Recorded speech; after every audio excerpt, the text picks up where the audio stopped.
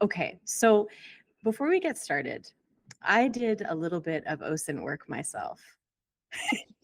Looking into you, yes. So you're going to tell me how good I did, okay? So you are the founder and CEO of Plessas Experts Network. Yes. Which was founded in 2008. You are a service-disabled veteran that began your career in military intelligence as an Arabic linguist supporting the Department of Defense. Yes. Following your Army service, you expanded your career as an intelligence professional with the Central Intelligence Agency and the Defense Intelligence Agency, applying OSINT expertise to support the warfighter and other intelligence community missions. Yes. Okay. You've been recognized for your contributions, and in 2007, you were selected to help establish an innovation center dedicated to advancing OSINT tradecraft. Yes. So cool. I just get hyped as I'm reading this. I'm like, oh man. Thank you. Okay, and then in 2010, I mean, I love how I'm like halfway through barely. So in 2010, the Department of Homeland Security designated you an OSINT technical expert. Is that true? Yes. Yeah. You've trained more than 25,000 law enforcement professionals nationwide through contracts with the FBI, DEA, and other federal partners. Yes. Wow. And of course, your work doesn't stop there. It extends across corporate workshops, government contracts, public speaking, and a lot of instruction where you deliver you deliver hands-on instruction in areas such as social media, dark web investigations, and cryptocurrency attribution. Yes. Very cool. Very cool. And your expertise has also been featured at South by Southwest Interactive, the High Technology Crime Investigation Association annual conference, and the International Conference on Transnational Organized Crime and Terrorism. Whew. Among others, yes. Among others. I mean, we can't list them all. We'll be here all day. Right, exactly. No. You're also the former vice president of the OSINT Curious Project, a former advisor to the SANS OSINT Summit, a current advisor to the International Association of Financial Crime Investigators. Yes. And a committee member of the OSINT Foundation, and a former advisor of the Osmosis Institute. Yes. And to top it all off, you also co-host a podcast called OSINT Cocktail. Yes, absolutely. Okay. So I feel like I did okay. You did. Is there anything that I missed? I have another podcast. It's called OSINT IRL that we do live on Twitch, and then we shoot it to YouTube. Oh. You know what's funny? Actually, like a half an hour ago, I was doing like a little YouTube search for you, because I was like, oh, I wonder if there's other like stuff on here. And I think it was the first episode of that podcast, actually. Oh, okay.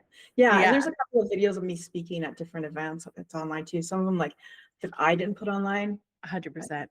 Well, I mean, there's a lot out there about you. And you are incredibly prolific. Try to. So let's start at the beginning. Okay. So you started your career in the U.S. military intelligence as an Arabic linguist. Yes. What initially drew you to intelligence work? To be honest, I wasn't drawn to the intelligence work. I was drawn to language work. And my recruiter, I don't think he had a clue what the linguist did. He had told me that I was going to be in an embassy translating. Honestly, I'm very glad that it went the way that it did, because I think it's way more intellectually stimulating what I am doing rather than just translating documents. And that translating documents is not an easy job. That is a difficult job. And I think I actually have it easier and more fun. Oh, that's so interesting. So what is that? What does an Arabic linguist do if you're not translating documents? What are you doing? You're listening on headphones to Arabic language, usually military communications, and translating those and sending them up as reports so that we could identify exactly where certain military assets were. Wow. That's intense. That's so cool. And before you were doing this kind of work, was there like an inciting incident where you're like, oh, I want to go into languages? Like what drew you to that? Yeah, so I was finishing up my degree in English and trying to figure out what I was going to do from there. I was at the time the editor-in-chief of my university newspaper, and I was applying for different editing jobs and, not so much journalist, although somewhat journalist jobs, that sort of thing. And I just wasn't getting anywhere with that. And I was very frustrated and just said, okay, fine. I had known this recruiter because he had been around the university for a while. And so I just kind of said, hey, get me into languages. And the recruiters, when you say get me into languages, the little dollar signs are in their eyes because they know they get a bonus for everybody who makes it through. Wow. Mhm. And so did you learn Arabic in like university, or did you learn it when you were with the military? I learned it with the military. They sent me to the Defense Language Institute, which was 15 months, intense, every day, 9 hours a day or whatever, Arabic. Wow. And Mhm. do you still, like, I heard with languages, you use it or you lose it. Are you It's true, still? although I feel like you can kind of pull it back. So I haven't been using it much lately. I can read it pretty well. Um, Give me some dictionaries to help me sometimes, right? But you do lose it. But however, I noticed that if when I go over there, if I'm speaking to somebody 3 days and I'm conversational again, maybe not to the point where I can translate documents or identify military machines, but Yeah, that's Mhm. so fair. So that was the beginning of your career, and like which is already cool and interesting enough that we could talk about forever. But you've had a long career doing all sorts of stuff, as we've already covered. But Mhm. can you take me in your own words, sort of take me through your career journey and how you got to where you are today? Oh, absolutely. Yeah. So again, I started off as Army intelligence. And then when I left Army intelligence, I went to the Defense Intelligence Agency. And first I was working for a company called Open Source Publishing, which was a company owned by Elliot Jardines. And he was our first AD&I of open source. So he's probably the first person to like actually lead the open source enterprise for the intelligence community.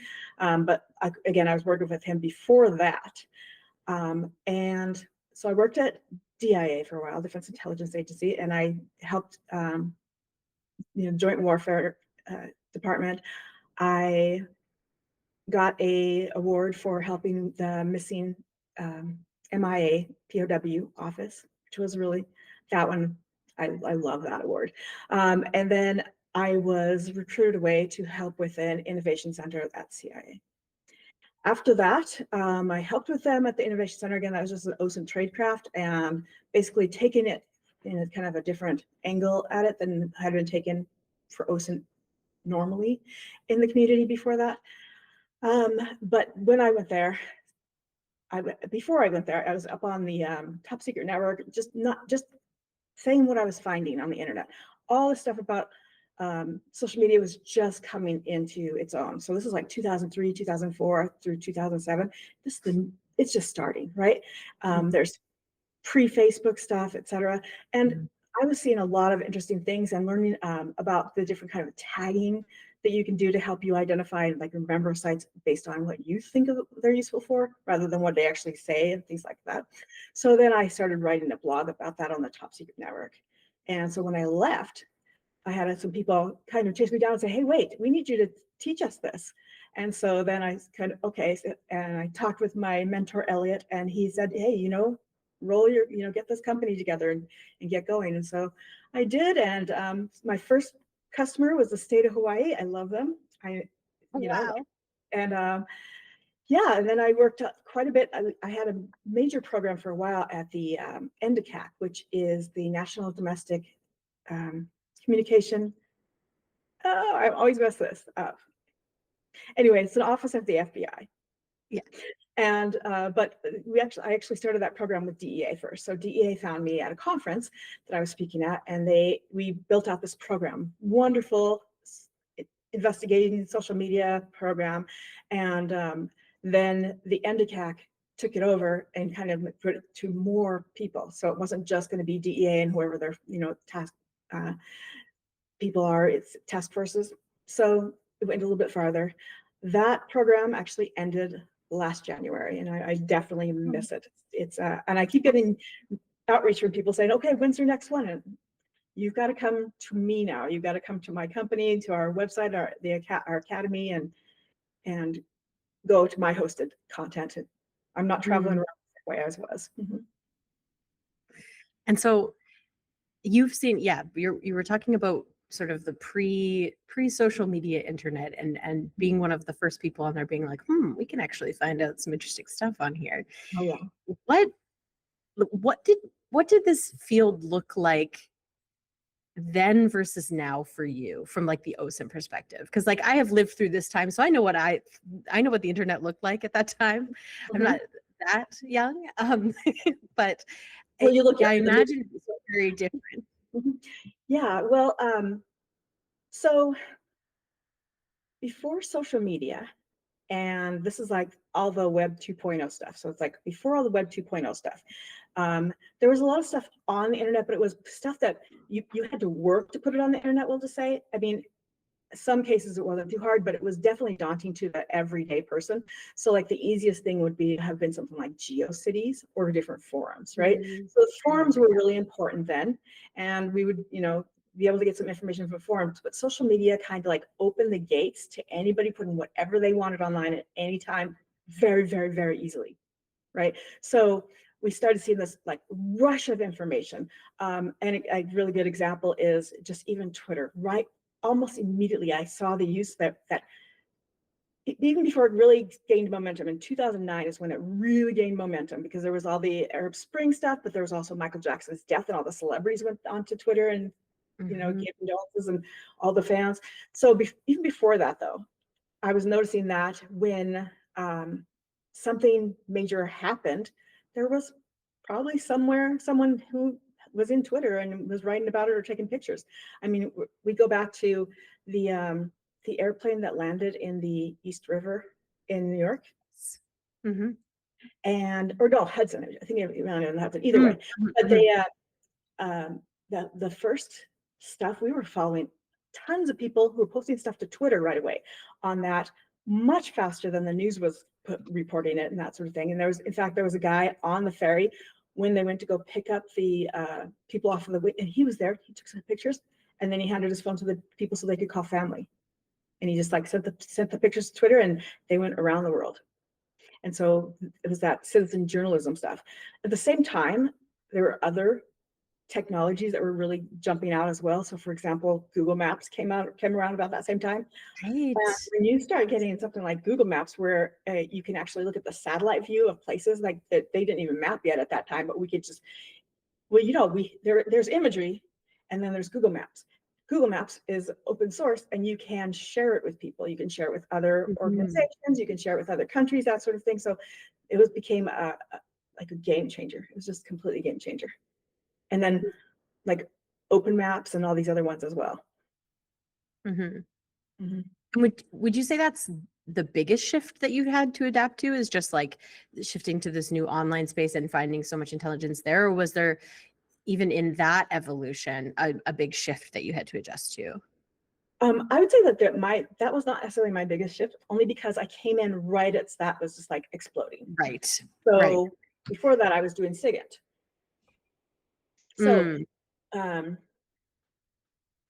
as I was following this stuff along, one of the big changes that happened, and this is about 2010, 2011, and kind of snowballed from there, was these social media networks closing their doors to like the search engines, or closing their doors to, you have to have an account to actually see the content that was happening there. And that was a major change. And that, comes around the evolution of needing things like sock puppets or research accounts, right? So that was a big thing about then. Even now, though, that stuff, it just keeps getting harder and harder. Now, I'm of the opinion that information is always going to get out there anyway. So some doors close, other doors will open, and especially if we talk about people in the United States. We don't have as much privacy laws as most places do. And when even just the companies try to be a little bit more private, most Americans are like throwing their data outside into something else. You know, so it hasn't been really difficult to find the information in other ways, and usually open source. So That's so interesting. mhm. Yeah, I imagine that would be like, I even think of like when you could make like more private accounts. Like I feel like there was a point in time, early Instagram, I feel like, where everything was kind of public. Yep. Mhm. Yeah. And then yeah, it's now we take it as a given that you have like private profiles and stuff, but it wasn't always that way. Right. If you on Facebook, if you had a private profile, people thought you were like not real in the Yeah. beginning, and now completely normal to have a private profile. So Yeah. I think for Yeah. most That's social networks. Mhm. so wild. Mhm. So, looking back over all of this, was there a particular case or career moment that fundamentally shaped the way that you conduct investigations? Oh, I would say there's probably a lot of them. I'll give you two examples, and they actually were pretty close to the same time when these two examples happened. The first one was there was a, a group of hackers, but they weren't horrible hackers. They were just defacing things, but it was political messaging. So we wanted to figure out who they were, and they were pretty sharp. They had great OPSEC, and I was able to figure out where they're communicating with each other and see them talking to each other, but I couldn't identify necessarily who they were until one of them said happy birthday to another one, because I had already known where, like, years ago, the hackers from that area were talking, and then all I needed to do was go follow that happy birthday and start matching things up, and that was amazing. And I was able to roll them all up, because and it goes further, but I'll just kind of leave that as it is. I was able to easily figure out who they were once that happy birthday message matched up, and you could still do that sort of thing on Facebook. Right? That's wild. That's Mhm. wild. And like people don't appreciate that, like Mhm. how little information sometimes people need to Absolutely. find. I mean, Just you're a one thing that professional, can so tie obviously you new can do stuff it, to but old stuff. Yeah. Mhm. yeah. So another example would have been the beginning of like the dark web. So Mm, the dark web has existed for quite a while now, but in about 2011 or so, like there wasn't really a lot of people who knew that it was there. And mm, I don't know if it was even like just a couple years old at that point, right? Because Tor had just recently started at that point. But um, I believe I might have been one of the very first people to speak at conferences and show people the dark web. And wow. yeah, it was really kind of amazing, because in those days of the dark web too, everybody thought they were OPSEC, you know, on the dark web, but they weren't. Like we were Mm, finding photographs with cell phone metadata on them that took us to locations and things like that. So we were able to pinpoint people, but now everybody's a little bit smarter about that now. It gets harder, but it was a kind of a gold mine at first, when before they even realized that law enforcement was, or other investigators were even looking at the dark web. mhm.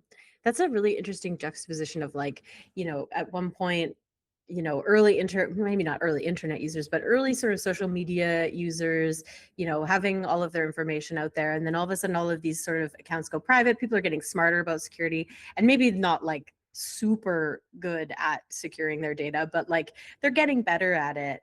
And the companies And so help them a little bit too, mhm. because of Yeah. demand. Mhm. Totally. And so I'm wondering, like, as these things start shifting, like, do you find yourself looking at more sources, or were you always just trying to find everything? Like now do you have to look at like at literally everything that you can find on the on the internet? Or was there a time where you could find like most of the information you needed in just a couple places? Yeah, there was a time when you could. So again, Twitter at one point was like just the Yeah. water cooler of the world, you know, so you could find, you know, at least get a sample of something. I'd say that maybe that kind of water cooler kind of is Reddit now. You can usually get at least a little Mm, information. It's not going to be fast real-time stuff though on Reddit, whereas it was on Twitter. yeah. So X.com still has some of the fast real-time stuff. I do notice that there are, but most of the time that real-time stuff is the reporters now rather than the people who are seeing it. Mm, hmm. Where are That those makes people? They are on all of the different social networks now. They have scattered across them. So maybe TikTok Live will have it, or YouTube Shorts will be out, mm, or they might be in Threads, Instagram. You know, it could be anywhere. And so you have to figure out, you know, where that community who you're, you know, hoping is going to be able to be posting that stuff online actually is. in the internet. And that has to do a lot with internet culture and subcultures, and which is a class I teach, because that's something where I know I really rolled that class together because after the Charlie Kirk shooting, and everybody had like was wondering what was the messages on the bullets, and you know, the subculture was important then. If people knew those bullets and noticed the contradicting messages, they would automatically have known that this is just what do they call them, a shit poster? Yeah. But Yeah. you know, No, you can swear. Yeah. Yeah. That's so interesting, and like a really good example of how like these social networks are connected to like real live events. Like I think people forget that the internet is a real place. Like there's a lot of things that aren't real on there, but it is a real place. Yeah. Yeah, I mean, and then there's hangouts for different demographics. Mhm. So you got to figure out where that hangout is. Yeah, and like looking at the different, yeah, it's so interesting now, just like how it somewhat siloed the demographics are into these different networks. Like if you're under the age of, 35, you're on TikTok. If you're over the age of 45, you're on Facebook. And it's so interesting to see. And even like I was learning recently about how Facebook is way more popular kind of in other countries than it is in North America. Like it's still very popular with a very certain demographic, but there's much more demographics using it in different places. And so like even if you're looking at particular countries, it matters what social networks you're looking at, which is wild. Yeah, absolutely. And that's been something that has kind of gone through time as well, because I remember that when MySpace first like got basically overrun by Facebook, South America was all over MySpace still, and you wouldn't see them on Facebook. It would be MySpace. And so you really have to know like what is popular in that demographic, and a lot of times you can find that out. There's a lot of tools out there that kind of track the statistics of what's gaining popularity in different countries and that sort of thing.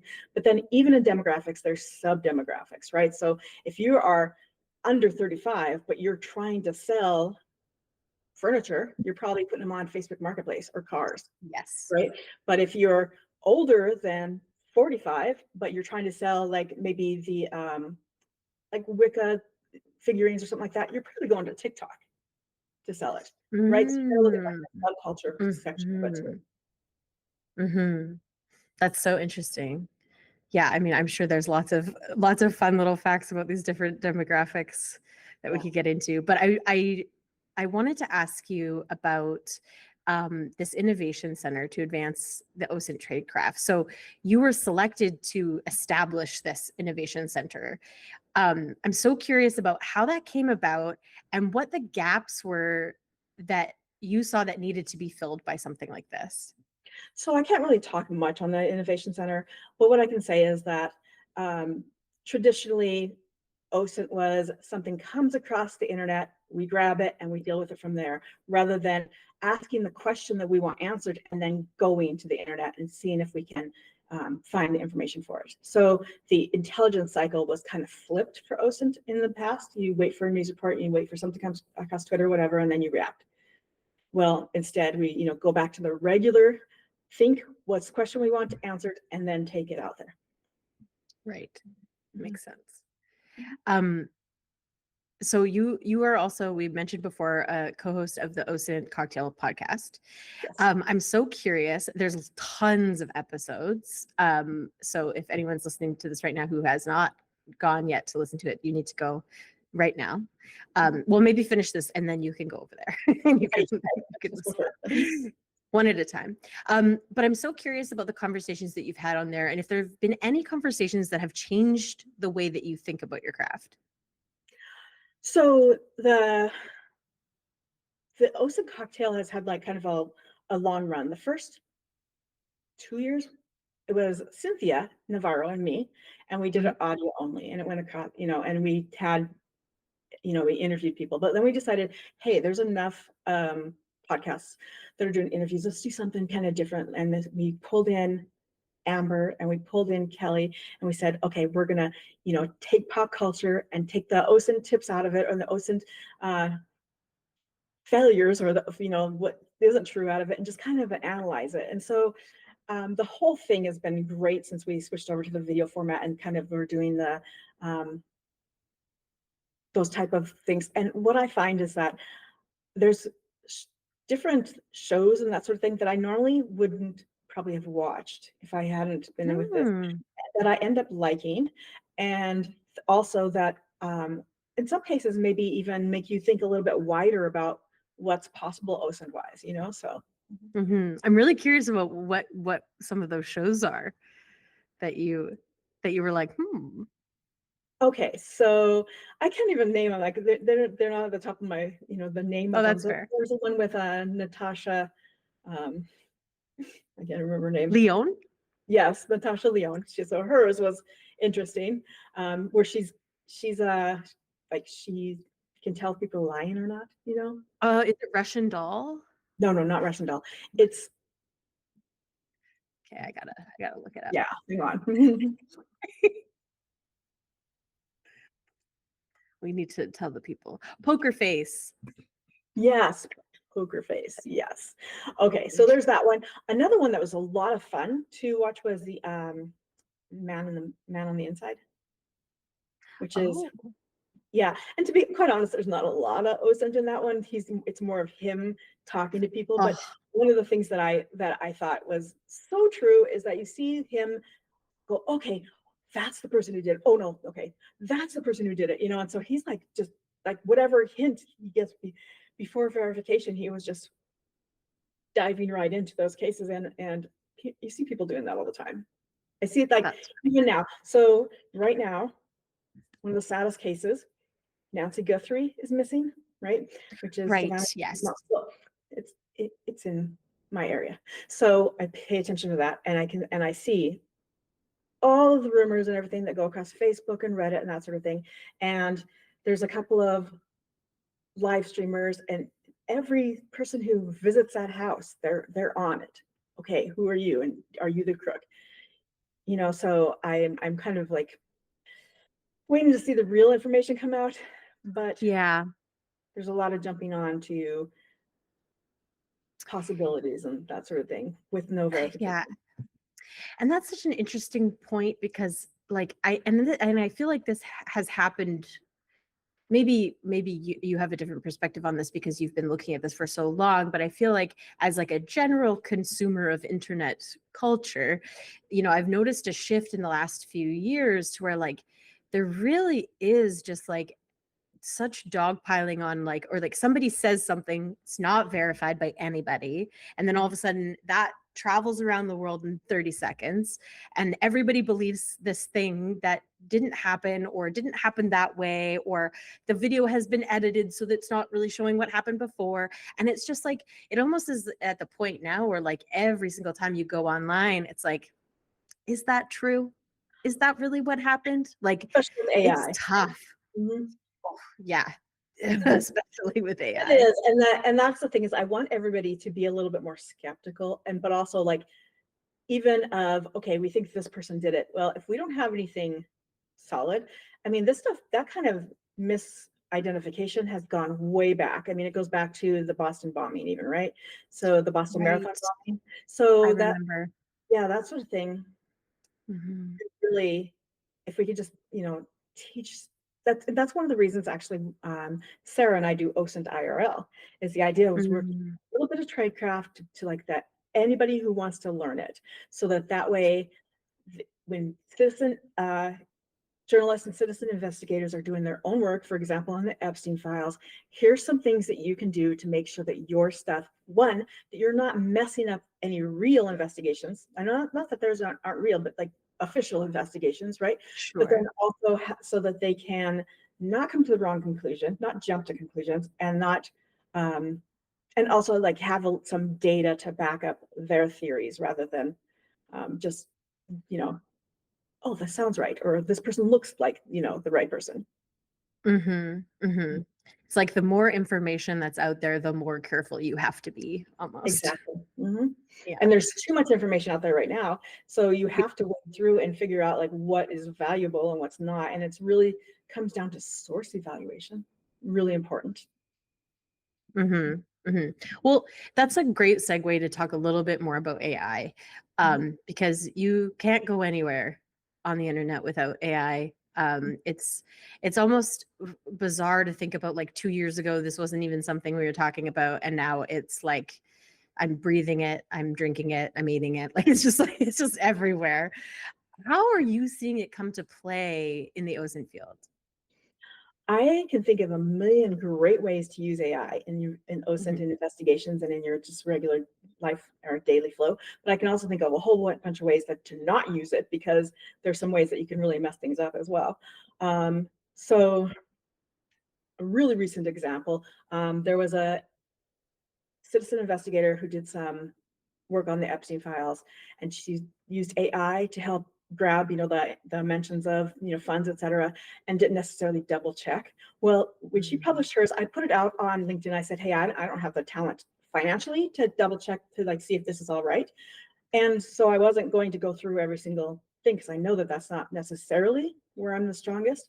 But some other people did. The Coalition of Cyber Investigators did, and they said, okay, well, first of all, the AI was grabbing things wrong. Now I have the talent to go and find that, but I didn't. The rest of it was like, ooh. So, but they did find that the AI was not. She wasn't verifying that. Now I don't put any blame on her, because Mhm. he put it out there publicly, and all of the stuff that she did, she put out publicly, which is the right way to do it, so that people can peer review it. And that way we all get better at it. So now she can go back through, fix where the AI went wrong, and redo it and come up with maybe a more accurate answer, right? Mhm. Or somebody else can take the ball from there, and that sort of thing. And that's what I also, I really love it when people show their work. And one thing with AI is AI doesn't show its work necessarily, not clearly anyway. So Mhm. some of the ways that I think AI can help is you can use it to find your sources. You can use it to deal with data overload, right? But then you Mm. might have to check it. Like in this case, that was a data overload thing where it just got the wrong data. So you do need to double check it. Um, Mhm. And as far as like, if you ask it a question, it gives you facts, even if it gives you a source, go to the source and make sure that one, it understood the source correctly, two, that the source even exists. I mean, everybody knows the Mhm. famous court case where the citation didn't exist, but I will tell you, I will ask it, okay, find me these different sources for this kind of information. It'll give me some links, and it'll say this is sources about this. I'll click the link, it doesn't exist. But there is an article that says that it put what it thinks the link should be. Mhm. After it found the article and didn't give me the right link. So then I had to go and like do some Google dorking and find the right link to get that right. Mhm. So there's still some bugs that are being worked out of AI, and there's always going to be. I mean, regardless of Yeah. how good it gets, there's going to be some other bug that's happening. So Yeah. Yeah, I've been finding that too. Like, I mean, my in sort of interactions with AI have not been as like probably high stakes as investigations, but I'll get things sometimes that people will give me, and there'll be sources to stuff that doesn't exist. Like, or they'll be saying things about our company, and I'm like, where did they get this information? I click through, I'm like, oh, that's not a real website. right. But yeah, that's just the way We people published do things an nowadays. article about that for the OSINT Foundation. So I was part of the Tradecraft Mm. committee, and we published an article on AI and using it for investigations. We had some, some of the biggest problems, like poisoned well, like if somebody's putting fake information in, Yeah. that sort of thing. But we also talked about when to use it and the risk levels. So if it's a high risk thing, then you still can use it, but your hands have got to be in there and you've got to be checking. If it's low risk, then you might be able to let it run by itself with occasional checks. So it really has to do with, the level of risk and what you're dealing with. So Mhm. And on the side of like actually going out and collecting evidence or conducting investigations online, trying to find connections and that sort of thing, how is AI coming into play there? Like, is it making things more difficult, or is it actually not that bad and easy to identify? you're talking about um, Videos that are, what do they call it? AI generated videos? Yeah, AI generated, but there's one where you can like take someone's face. It's like dub Oh, something. deepfake. Deepfake, that's what it's called. Yeah. Like those types of things, are they coming up as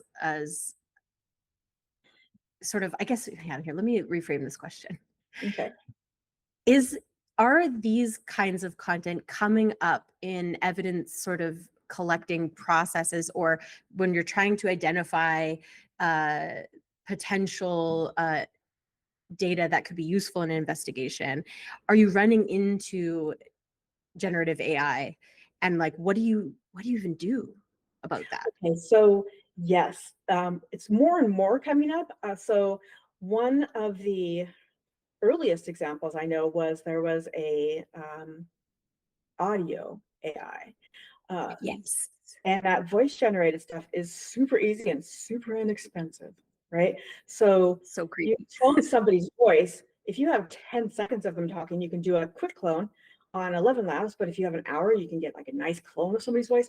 And somebody had cloned a principal's voice and was like trying to uh, put him in like situations that would be ethically wrong and maybe get him fired, that sort of thing, right? So that was one of the earliest ones that I saw where it was really showing up in cases. But more and more they're going to. I mean, it could be something where, I mean, scams, of course, where the, you know, they do the voice of the CEO and says, transfer me some money or whatever that is, or the child who says, help grandma, I need money right now, you know, on the phone. But even the facial ones are, you know, again, scams are the biggest ones right now. Like Right. a beautiful woman, you know, trying to say, oh, I need you now, you know, they were dating over online or whatever. And they Yeah. can actually do the video chat with you doing that now. So I want to point out that I think it was just even today or yesterday that CoffeeZilla, are you familiar with CoffeeZilla? Yes. Yes, I love CoffeeZilla. But anyway, he put out an article or a video rather on deepfakes and how, and he deepfaked himself as, you know, Obama and Biden Oh, and Trump and all this no. stuff, like through the beginning of his intro, just to show how easy it was. And yeah. Wow. Mhm. Yeah, it's funny. Actually, I've learned about CoffeeZilla through he did like a big expose on like the honey scams, like Oh, the yes, yeah. Mhm. incredible work, incredible work. Yeah, And his work on wow. the first Epstein video, the jail video, was so good. They I made a haven't seen that virtual, yet. they made a virtual, he and another person, like walkthrough that you can actually download and walk through the jail. Yeah, it's really cool. Oh, Really wow. nice. Yes, I'm a fan. Very cool. Oh, so cool. I wanted to jump back to talking a little bit more about your education initiative. So through your company, you offer a lot of education. And so I want to talk a little bit more about that. First, I wanted to start it with when you actually started training investigators at scale and you wanted to integrate it into your company. What was the vision? Because is it my understanding that like the company was doing investigative work and then this is sort of like a offshoot of that, or was it more integrated from the beginning? It was actually integrated from the beginning. So in the very beginning, I started doing training first, and then we started offering some investigative work. But we are doing more and more investigative work now. However, our training, our online academy is still there, and we do a few in-person classes here and there. Um, my vision originally, I think, was more in person and hands-on, helping people. Um, that's not really feasible as much as it was. You know, I'll tell you, COVID changed things there. So as soon as everything shut Mhm. down, all my contracts, people were like, "Oh, we have to cancel them." And I said, "No, wait, let me have this. Give me a chance. I'll do it online, and I will show it. You know, like I'll make sure that all your people are trained while you're at home. You know, twiddling their thumbs." And so we Yeah. went for it, and it worked out really, really well. We had already had our software in place because we were already doing short webinars. We just had to expand it and make it full-size classes.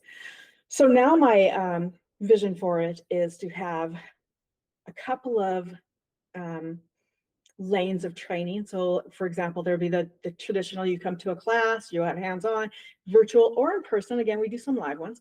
And the second thing would be a library of training so that you can subscribe to the whole library, everything that we train, and you can kind of pick and choose what as your case needs it. Mm. But our newest one, which I'm really excited about, is our cohorts, where we have a small group of people. We do it over a period of time where you do 2 hours or so a week. maybe 3 hours of work a week. You're with me 1 hour a week where we talk about it, we evaluate each other's information. Everybody leaves with their frameworks. They leave with evaluations that other people have done, like some of the different works that you have. You have material you can take back, and you also have some material that you can publish. And so I'm really excited we're just starting that one now. And the folks that are taking these courses, are these people who are already working in investigations, or they're people who want to get into investigations? Is it people who are not necessarily in investigations? All of the above. So for Mm. example, our in-person classes, that's mostly people who are in investigations already, but they could be beginner level, right? So people send their beginner investigators to the class, because I guess you'd say that our trademark class, which we call OSINT Comprehensive, it was 3 days, now it's a 4-day class. And basically the idea is it's going to take you from protecting yourself online, your OPSEC, through all the different investigative methods and building tools and all that stuff, to archiving your evidence, which I know that you guys know a lot about, and automation. Yes. Okay. Very cool. And so how long have you been actually doing these trainings then? Since 2008. Wow. Mhm. Yeah, since Facebook was public, basically, it sounds like, Yes. which is so cool. So over that time, Mhm. I know that, COVID brought you online, so you're doing more of that, and you have these cohort classes now as well. But has your approach to education changed in that time, or teaching changed in that time as well? It has to, I think, when you're talking about virtual versus, in person, because one of the things that I loved about doing in person, when you have a classroom of 20, 50 people in person, you can walk around and say, you're not, they're not raising their hand, but you can tell they're struggling. And whereas in virtual, you cannot. So one of the things I try to do in virtual is I try to get people active in the chats. I ask questions, quizzes. Sometimes I give prizes in the chat, things like that, so that we can get that same kind of interaction, so that people start to feel really comfortable.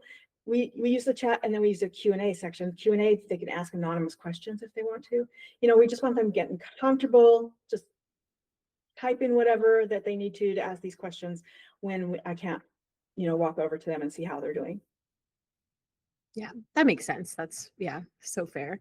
And have you noticed a shift in how investigators you're training today are compared to the investigators you were training in like 2008?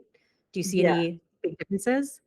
Well, a lot more savvy about social media and how social media can be used by criminals. So in the very beginning, like, there was a few social media tools that the investigators would know about, because they had been having to get, pull search warrants and that sort of thing for those tools. But just even the capabilities that you can get without going to the search warrant, they weren't familiar with at all. A lot of times the investigators were not using the tools, and that's one of the things you have to do. You have to get into the tools and actually use it, so you know what the capabilities are, how to share things, what can be shared, what can't be shared, what is going to end up public. You have a research account of your own, maybe it's even just your name, whatever. You're on some of these accounts and you put stuff through and you share things out, and then you look back at it from outside and say, well, what can I see what's happening in that account from the outside, from somebody who's not friends with the account, maybe logged in or not logged in, It's really important. And I think most of them see that now. Now, also, though, those research accounts are harder and harder to get, because the companies don't want that many troll accounts. And of course they don't. The truth is that the real trolls are way better at this than we are, right? Those investigators, they just make their accounts regardless and have a good time. Also, they have less ethics, so they can buy, accounts and hack, Right. that sort of thing. But one of the things that I do say that now might be more and more important as we go into the future are tools like sockpuppet.io. I don't know if you're familiar with that, where I've vaguely heard of it, yeah. Yeah, they manage the account. They give you a virtual phone and a virtual dashboard, and you can use the phone, use the apps, but then they manage to make the account stay alive with the SIM cards and all that kind of stuff. So Very interesting. It reminds me of something Kelly Paxton was saying when we had our conversation about, the the source is the same sort of for criminals and investigators. Mhm. They're both using the same source. And so you really do have to use these sources. Yeah, you It's, absolutely do. You got to be yeah. hands-on and see what the capabilities are, because you're not going to see that from the outside.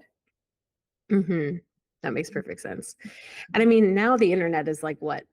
Only social media sites. So it's like we've really narrowed down. Media sites and AI. Yeah, basically. And I feel like at this point, if you have not encountered social media, I envy you, and I'm So like, where glad you this was been? around when I was growing up. It would have been trouble. Yeah, It would have been trouble. absolutely.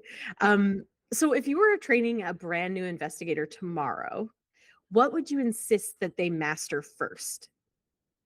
Well, I think there's two things actually that I want you to master first. The first is your OPSEC. Identify what needs to be protected and take the steps to protect that. The second thing is, this is a very basic, and most people who do OSINT, this is one of the first things they learn, dorking. Google hacks, Google dorks, search engine dorks, that sort of thing, because that's the key. That's the beginning of everything. If you learn how to do the search engine dorks, one of the things you'll learn about is how to search on things that are just in the URL, et cetera. And then you start learning how the URLs work and how, you can identify, okay, I'm going to get photo albums if I put this little thing next to in URL. The thing is that translates later to identifying, like if you're doing Instagram investigations and somebody just posted about something, then in the URL there's going to be a /p/, and you keep that so you can wipe out all the other garbage out of your search. But it goes even further. That Google dorking kind of stuff, I think, is actually even the basis for AI prompt engineering. That's kind of the Google dorking of AI. And if you know Google dorking, you're going to be able to translate that to AI as well and start thinking about, okay, how can I game this platform to make it work better for me? And so I really think Google dorking is still the thing to learn. That's so interesting. We have an OSINT friend of the friend of the company that does a lot of our social media investigation guides, and he's always got, and I edit them to put them up, and he's always got like pages and pages of Google dorks, like every single one. He's like, yeah, you got to do this no matter what. Doesn't matter where you're looking, you got to do the Google There's dork. a million little tools for Instagram, but Google dorking will still get some of the stuff faster than these tools will. Yeah. Or just search engine dorking, because you can do the dorking a little bit on some of the other ones. Google just has the best capabilities for that right now. That's fair. And I'm so curious, like, this is sort of more of a side tangent of like, because Google is integrating their AI overviews and like the way people are sort of using Google is changing. And people complain, and I'm in marketing, so maybe this is just like my marketing ears, is people are always complaining like Google search is broken now. Google search, like they just want you to do sponsored text. And I'm curious, like, has Google dorking seen any of these sort of I guess degenerations or like sort of I would say that before AI, Google was degenerating because of the algorithm's so strong. They try to funnel you so much that's why Google dorking is also super important. Now that they have the AI thing, and a lot of people just go straight to it, and they're right, the normal people. I usually skip it and go straight down below, but when you do the Google dorks, you do get less of that because it is getting a little bit more fine-tuned, but I do see it showing up even in Google dorks, but I think it shouldn't. Another thing that you can do though with specifically Google is that helps a lot, and I can't even emphasize how much it helps, is to use their programmable search engines. If you're familiar with that, it's a custom search engine that you can make. So if you go to cse.google.com, you can make your own custom. Basically, it's you pick the sources, but basically also doesn't have that same algorithm. It doesn't have the algorithm. It's like just the sources. And so you can create a search engine on, your favorite social media tools you have to go after. We did a genealogy. I have a whole set of, well, I have some GPTs as well there, but some Google dork or Google search engines on my website. If you go to our resources, you'll see our CSEs and GPTs page. And yeah, there's some things like you can put just all the marketplace websites into that. So you're not, when you search for, vendor of the old car you're fixing or whatever, that you're not getting just like everything that's out there. You're focusing just on ones for sale and that sort of thing. And I That's find incredibly also, useful. yeah, it helps with the algorithm. There was a point, and I think it might be fixed now, where when you did a site:/t.me, which is Telegram invitations and things like that, right? Which I think are invaluable, right? Yeah. So I would do a site:/t.me and maybe put some keyword like Bitcoin or something like that there. And for whatever reason, the algorithm was just showing 2 results. I'd change my keyword from Bitcoin to, cryptocurrency, and I'd get 2 different results. And so I knew it had the database. So I think that's fixed now, but I still like my Google CSE that just has T in it. And you can actually add a few more things in there as well, if you want to add more depth to your Telegram search. But that site:/t.me would just bring up thousands of the results, even when the algorithm was being tough on me. Right. Mm-hmm. That's so interesting. I'm definitely going to play around with that. I didn't know that you could make these custom search engines. That's so neat. Yeah. I love them so much. Yeah, it makes sense. You can whip them up so fast. You can whip them up in like temporary and just like ditch it later if you want to. Super amazing. Fast. Amazing. Well, we'll definitely link to the resources on your website as well, so people can go directly there, because that is very cool. Yeah. Perfect. And I think that is kind of one of those things, if you are doing social media stuff and you're trying to figure out where this demographic or where this internet subculture is, if you have as many as possible social networks into one CSE as possible, then you might be able to find it based on some of the keywords that community uses, right? Another example would be Mastodon. Are you familiar with Mastodon and that social network? I heard about it briefly and then did not hear about it again. There's 16,000 some servers for that. Not all of them have much in it, but you can, now they have some cross-server searching now, but originally you had to go to each one individually and search. And so I would just make CSEs of the most popular ones. So you could just search them all. And then again, you can do that just with as much social media as you want altogether. That is brilliant. Mm-hmm. Yeah, my wheels are turning. That's so exciting. I'm just noticing the time. Are you okay for a couple more minutes? Sure. Are you okay? Thank you. Yeah. I have too many questions is the problem. I don't know how to narrow it down. I'm just like, give me your brain. Of course. Okay, so you've seen a lot of investigators come through your training programs. You've been in the game a while. What is the mistake you see investigators make the most? Vetting tools, probably. Oh, yeah? Because people will just see a new tool and they'll just jump on it and start using it and not necessarily know who's behind it or what their motivation is, that sort of thing. Sometimes the tools don't even really work well. A lot of times I tell everybody, tools aren't magic. There's a way that they work. So they connect to a data pipe of something, an API of something, to get their data out, or they're doing something that you can do manually. They just do it faster and maybe with a nicer outcome. If you can identify how they're doing it, you can identify whether or not you need to use it or want to use it, but then you should also figure out who's producing it. And so again, in our resources, we have a digital knowledge base where we're trying to highlight, okay, so here's this tool, here's who created it, they're coming out of this country, here's the controversies it's had or the lack of controversies, and whether we think it's a pretty good tool or not. That's really interesting. There was I was speaking to our director of customer success a while ago, and he used to do some OSINT work, and he was an investigative journalist for a while, which makes him a great customer success person. But we were talking about tools naturally, and he was saying that one of the problems that he would see all the time is like he'd get on a new tool, and then 6 months later they're not updating it anymore. It breaks. It's gone. Oh yeah, that happens all the time. Yeah. So and a lot of it because sometimes the data source cuts them off. So for example, Instagram is notorious for cutting people off because they're scraping it, basically, some of these tools. And so they'll cut them off, and then if the tool doesn't find a way around, that tool just dies. Somebody else builds the tool again over here and starts again, right?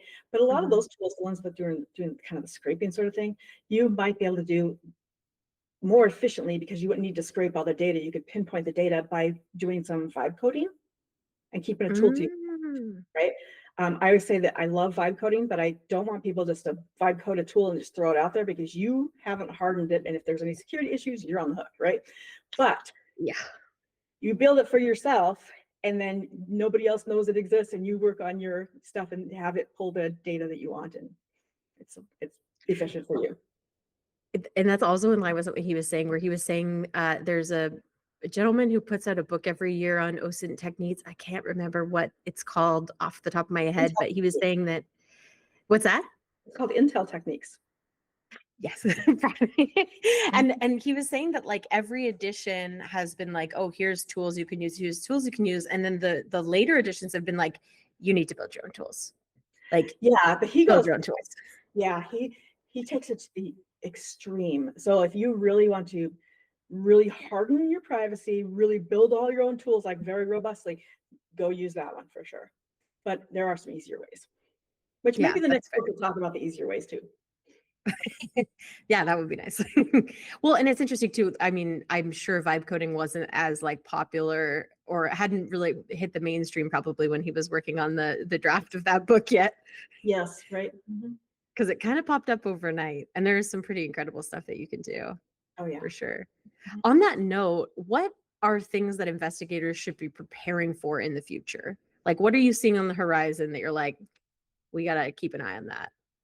Well, kind of goes to your comment about the tools going away.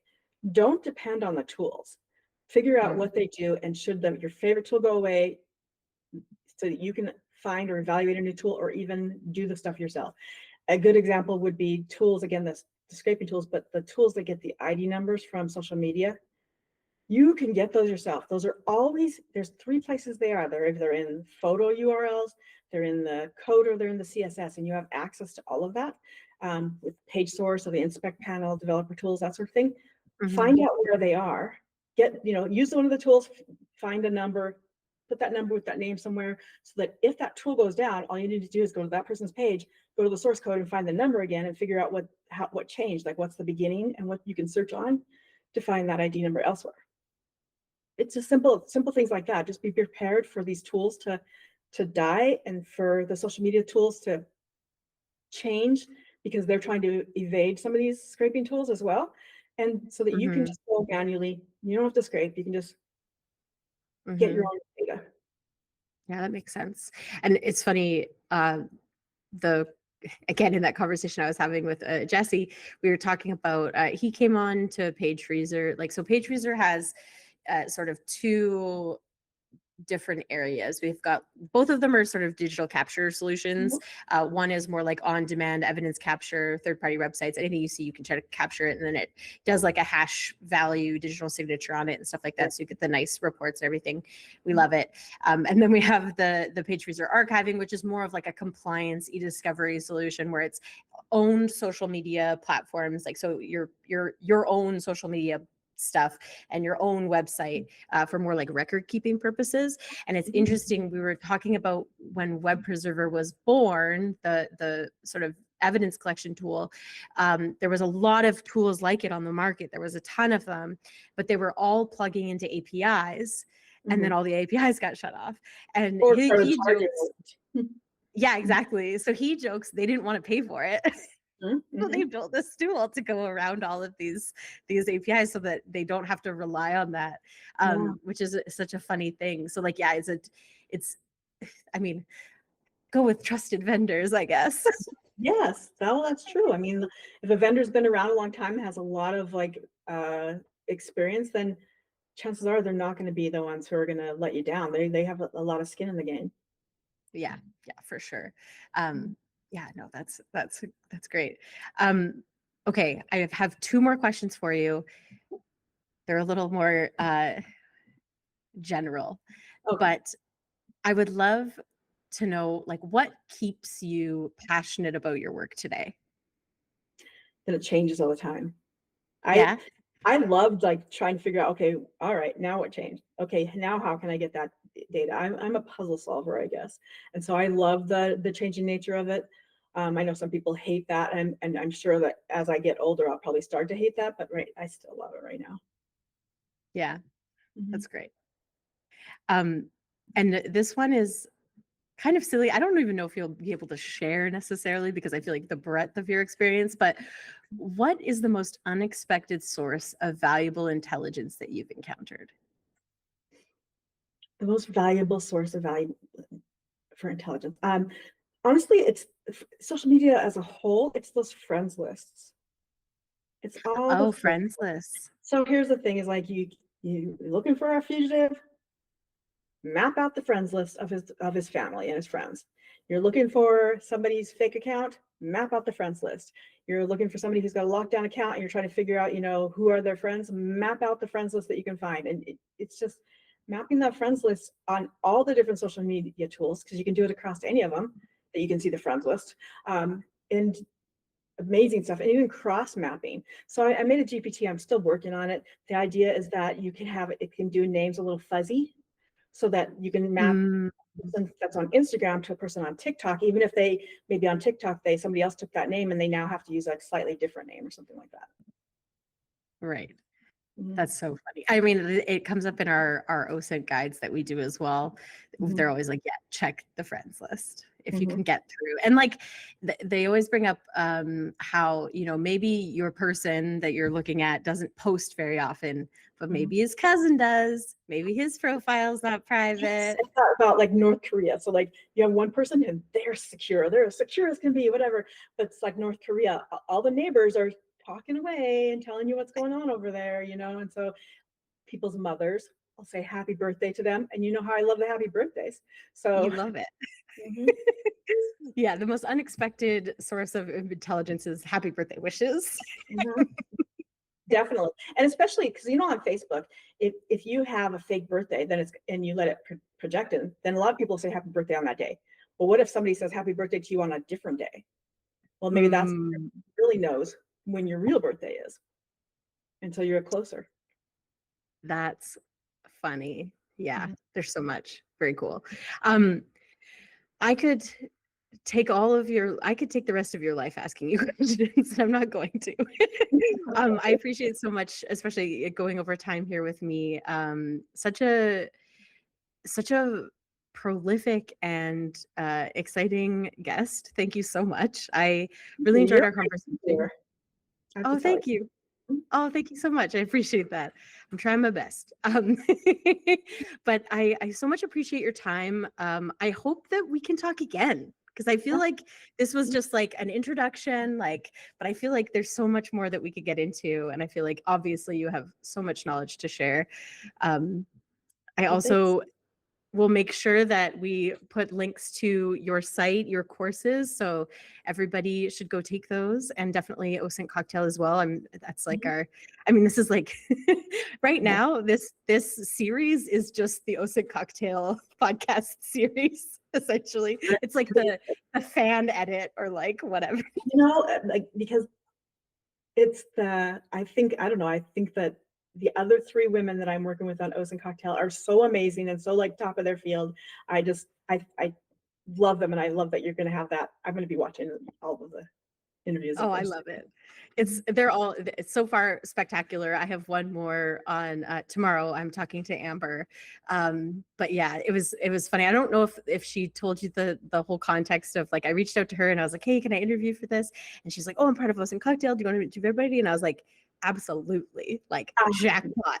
Hell yeah. Like, this is great. And I'm obviously like sort of new to the industry, sort of in the marketing side of things. So I'm not paying as close attention to things, but I feel like I have really lucked out. And marketers do a lot of OSINT too. I mean, there's a lot of OSINT in marketing, not just for the interview, but even just, competitors and all this stuff. There's a lot of.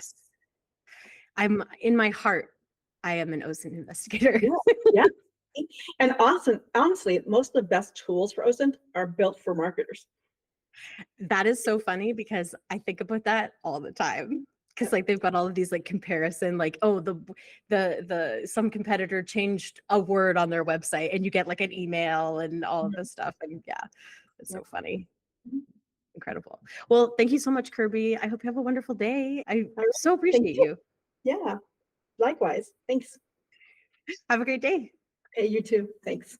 Bye. All right, bye.